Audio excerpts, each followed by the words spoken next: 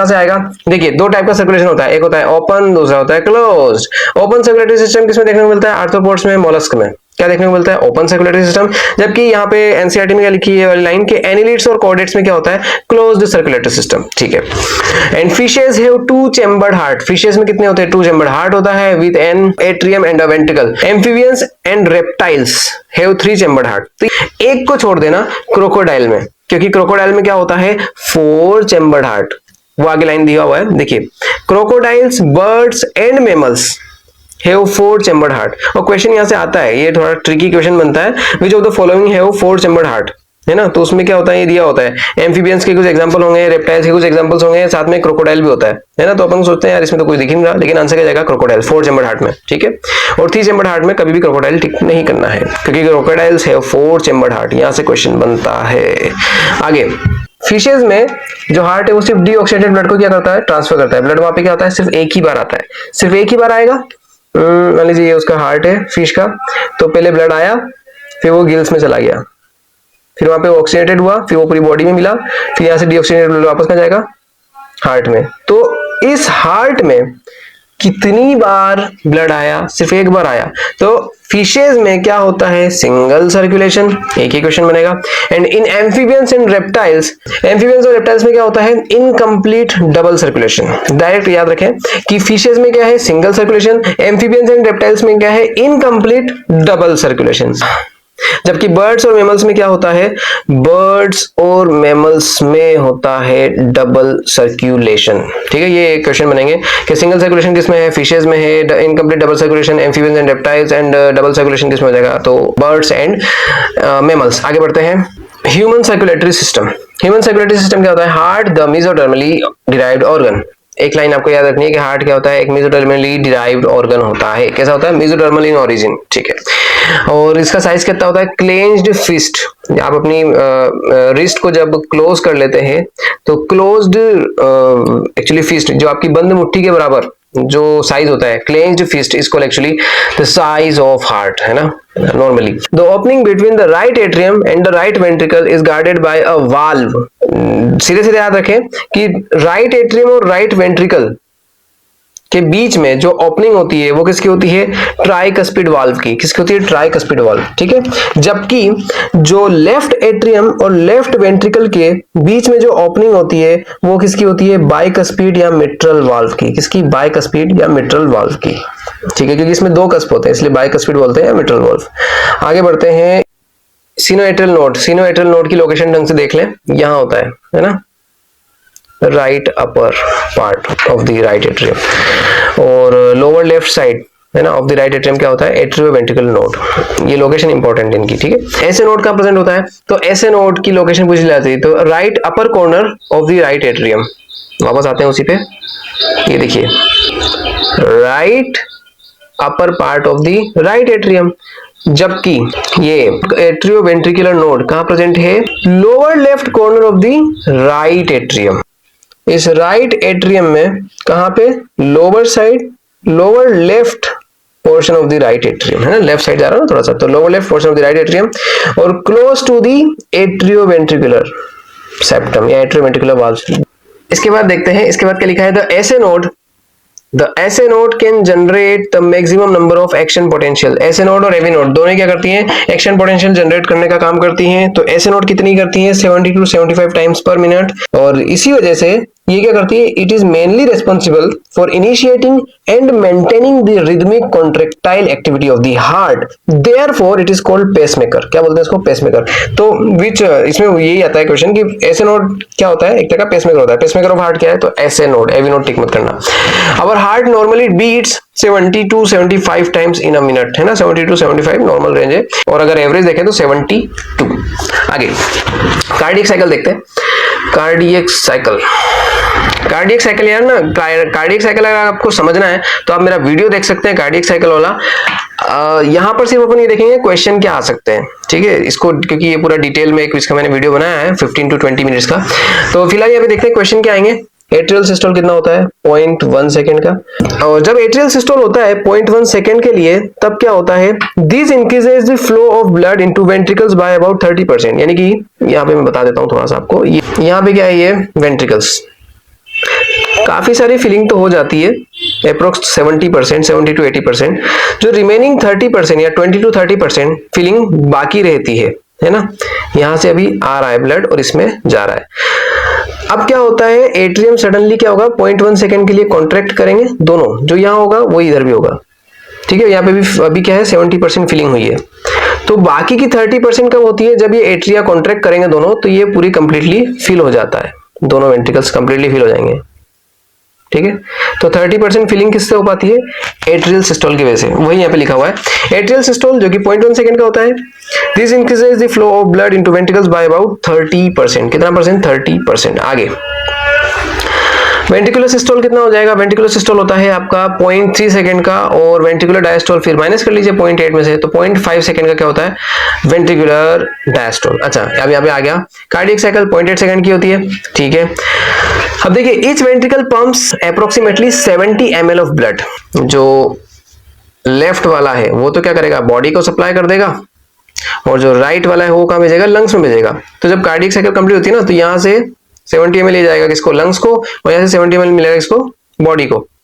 तो at a time अगर हम एक वेंट्रिकल की बात करें जो पूरी बॉडी को सप्लाई कर रहा है, मान लीजिए लेफ्ट वेंट्रिकल, तो लेफ्ट वेंट्रिकल ने एक कार्डियक साइकिल में कितना ब्लड जो है इजेक्ट किया, बाहर निकाला, that is 70 ml, and this is called actually stroke volume, है ना। During a cardiac cycle each ventricle pumps out approximately 70 ml of blood, that is called क्या, stroke volume. And the stroke volume multiplied by the heart rate, और जब आप इस stroke volume को heart rate से multiply कर देंगे, heart rate कितनी थी, 70 से लेकर के 75, है ना, और एवरेज देखें तो 72। तो जब आप स्ट्रोक वॉल्यूम को हार्ट रेट से मल्टीप्लाई करेंगे, यानी कि number of beats per minute से, उसी को हम क्या बोलते हैं, कार्डियक आउटपुट, और वो वैल्यू कितनी आएगी, अप्रोक्स 5 लीटर। तो 5 लीटर क्या हो गया, कार्डियक आउटपुट, और 70 ml क्या हो गया, स्ट्रोक वॉल्यूम। ये बात याद रखना, है ना, बस यही क्वेश्चन डायरेक्ट आते हैं। और हार्ट साउंड के ऊपर क्वेश्चन आता है, the first heart sound which is called lub is associated with the closure of atrioventricular valves, है ना, डायरेक्ट याद रखिए। एट्रियोवेंट्रिकुलर वाल्व्स जब क्लोज होंगे, और एट्रियोवेंट्रिकुलर वाल्व्स कौन से, राइट साइड क्या है, ट्राइकस्पिड, लेफ्ट साइड क्या है, बाइकस्पिड। याद रखना, जब वाल्व्स क्लोज होंगे तभी साउंड सुनाई देगी, वाल्व्स ओपन होने पर कोई साउंड सुनाई नहीं देगी, ठीक है।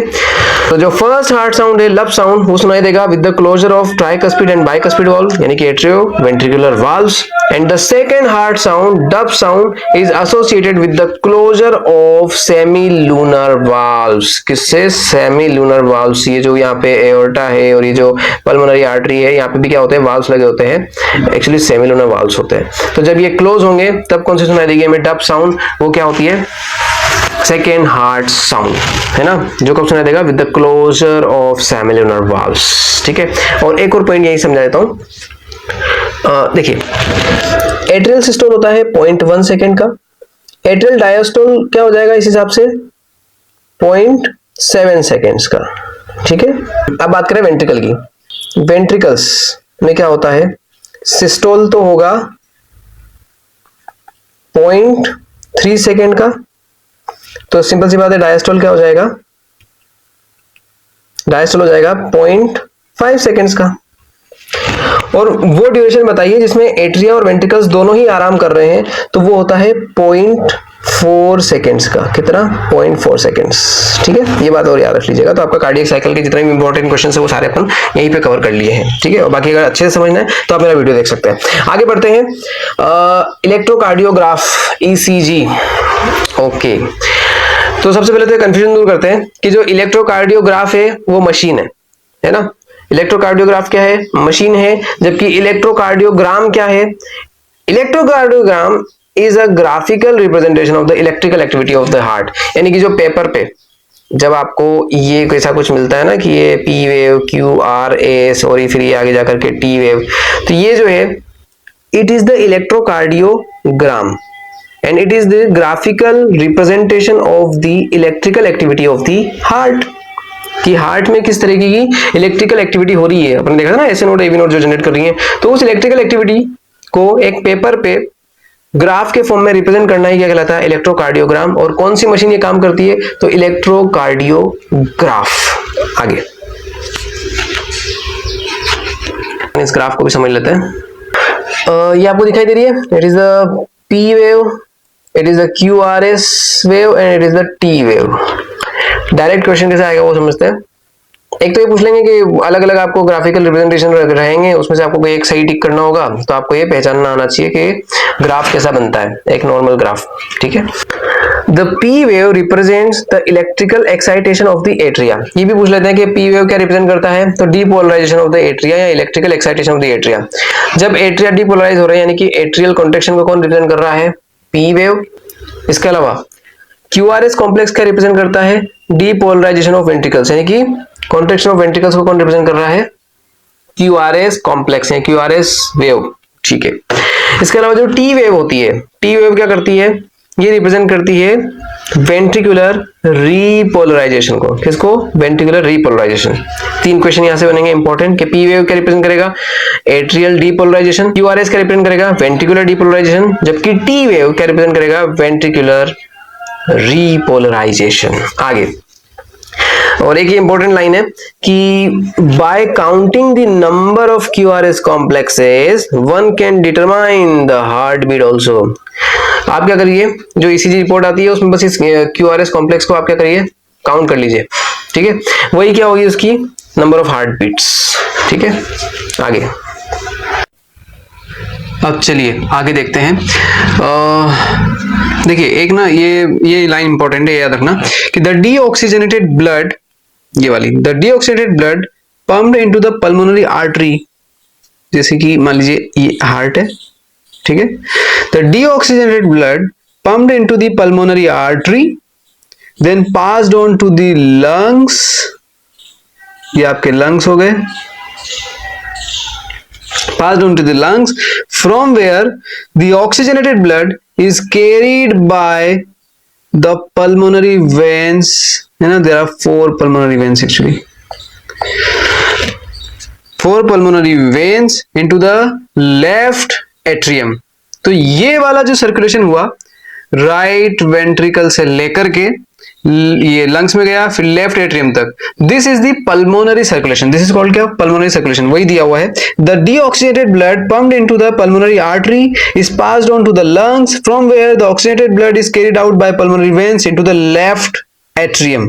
क्लियर, ऐसे दिया हुआ है। आगे सिस्टमिक सर्कुलेशन के लिए भी क्या दिया हुआ है, the oxygenated blood entering the aorta, वापस बनाते हैं अपना heart, the oxygenated blood entering the aorta is carried by a network of arteries, फिर यहाँ से वो arteries निकलेंगी, वो सब है ना, फिर यहाँ पे टिश्यूज, ठीक है, यहाँ पे टिश्यूज हैं, तो ये ऑक्सीजनेटेड ब्लड किसको मिल गया, टिश्यूज को, फिर यहाँ से क्या निकलेंगी, वो ऑक्सीजन का यूज कर लेंगे, फिर कार्बन डाइऑक्साइड बनेगी, तो ब्लड से वापस जो है ये कार्बन डाइऑक्साइड रिच ब्लड कहाँ जाएगा, हमारे वेन्यूल्स, वेन्स एंड वेना के बाद, ठीक है, और फाइनली कहाँ ड्रेन हो जाएगा, राइट एट्रियम में। तो नाउ लेफ्ट वेंट्रिकल से लेकर के जो हमारा राइट एट्रियम तक का जो ये सफर है, जिसमें बीच में टिश्यूज भी आ गए, ठीक है, ये वाला जो सर्कुलेशन है this is called systemic circulation. तो इस तरीके से हमारे अंदर क्या होता है, डबल सर्कुलेशन होता है। कैसा होता है, कंप्लीट डबल सर्कुलेशन, जिसमें ऑक्सीजनेटेड ब्लड और डीऑक्सीजनेटेड ब्लड आपस में क्या होते हैं, मिक्स नहीं होते।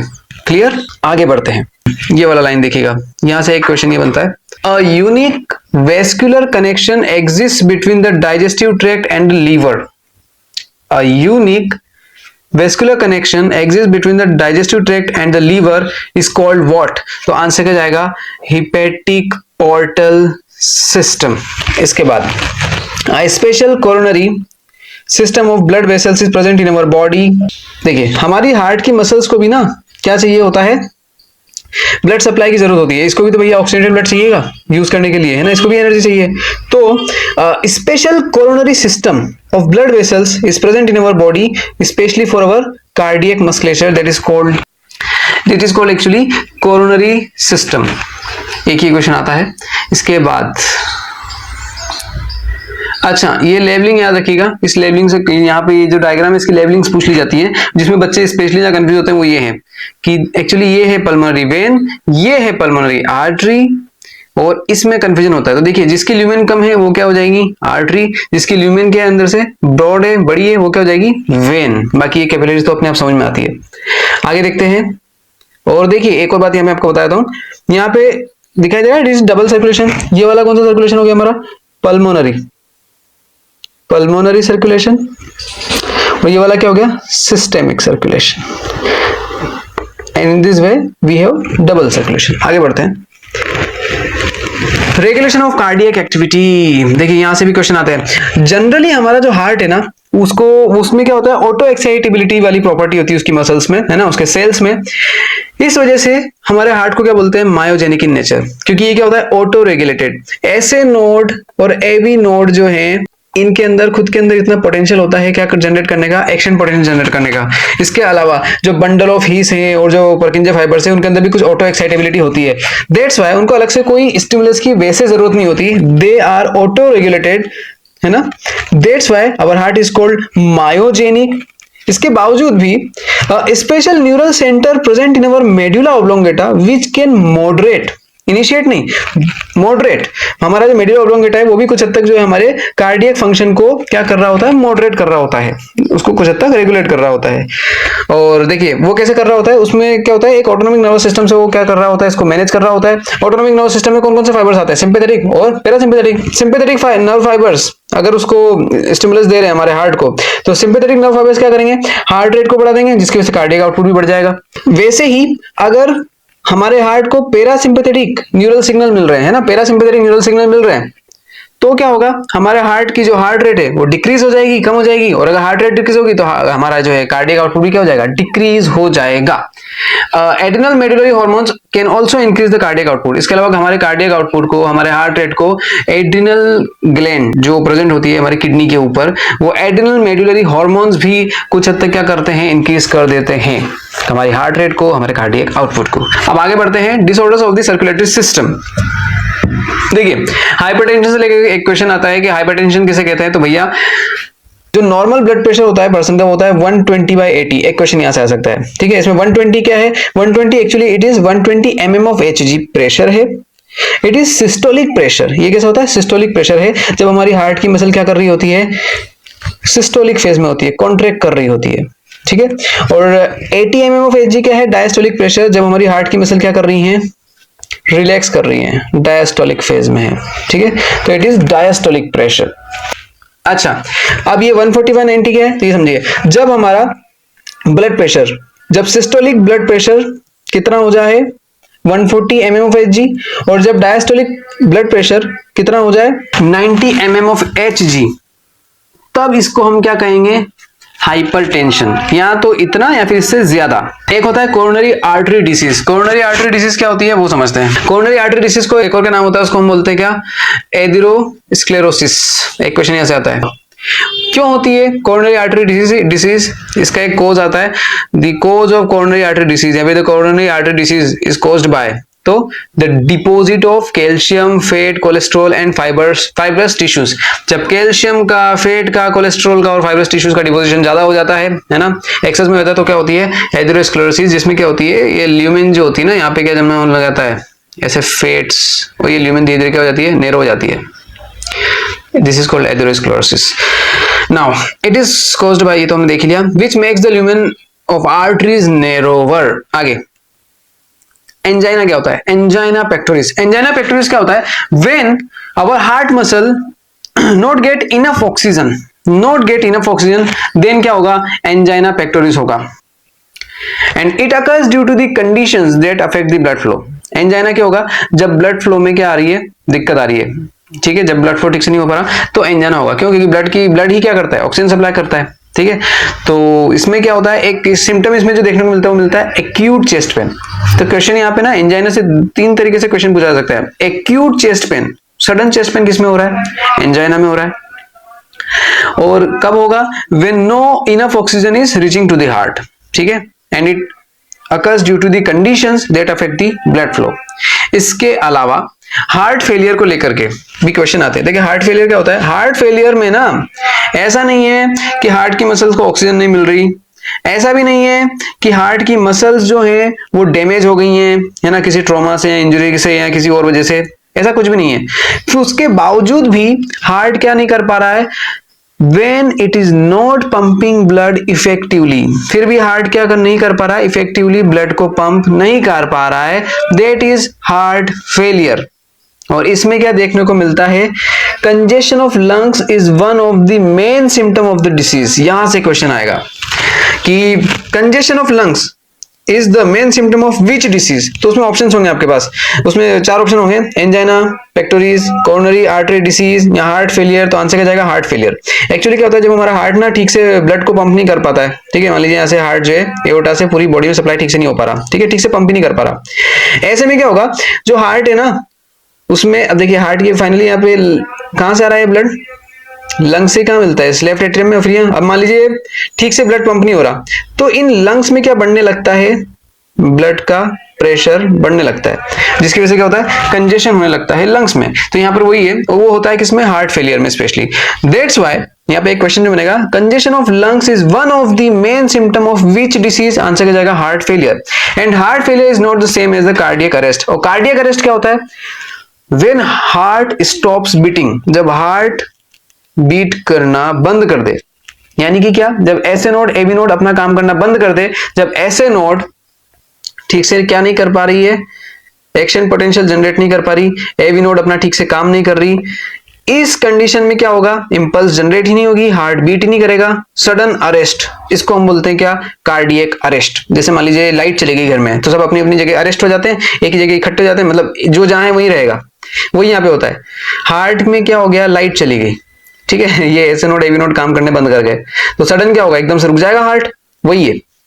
तो इसमें क्या होगा, व्हेन हार्ट स्टॉप्स बीटिंग, तो ये क्या हो जाएगा, कार्डियक अरेस्ट।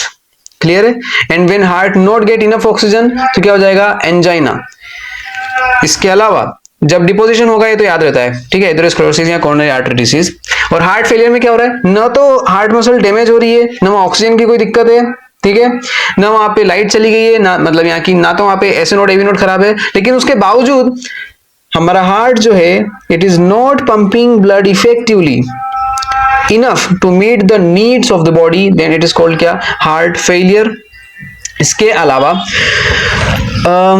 एक क्वेश्चन और आ सकता है, हार्ट अटैक क्या होता है ना, ये सब डिफरेंशिएशन है, यहां से क्वेश्चन बनते हैं। हार्ट अटैक क्या हो गया, when heart muscle is suddenly damaged. अब देखिए, जब हार्ट की मसल डैमेज हो जाएगी तो इसको हम बोलेंगे हार्ट अटैक, ठीक है। हार्ट फेलियर में क्या हो रहा है, बस वो ठीक से पंप नहीं कर पा रहा, जितना बॉडी को ब्लड चाहिए उतना नहीं कर पा रहा, इट इज हार्ट फेलियर। यानी हार्ट क्या हो गया, फेल हो गया बॉडी की डिमांड्स को फुलफिल करने के लिए। ऐसे याद रख लीजिए कि बॉडी को डिमांड्स को फुलफिल करने के लिए हार्ट फेल हो गया, heart failure, not pumping blood effectively to meet the demands of the body. जबकि हार्ट अटैक क्या हो गया, हार्ट अटैक, अटैक मतलब क्या, मान लीजिए आपने किसी पे अटैक करते हो तो आप उसको डैमेज करते हो। मान लीजिए आप किसी पे अटैक करते हो या आप पे कोई अटैक करता है, तो आप क्या होते हो, या तो आप डैमेज होगे या वो डैमेज होगा। तो यहाँ भी हो रहा है, ये वर्ड से याद रखिए, हार्ट अटैक, अटैक मतलब क्या होना है, डैमेज होना है, ठीक है, और जब भी अटैक होगा डैमेज होगा। तो हार्ट अटैक क्या हो रहा है इसमें, heart muscle is damaged, heart muscle is damaged, ऐसे याद रख लीजिए, ठीक है।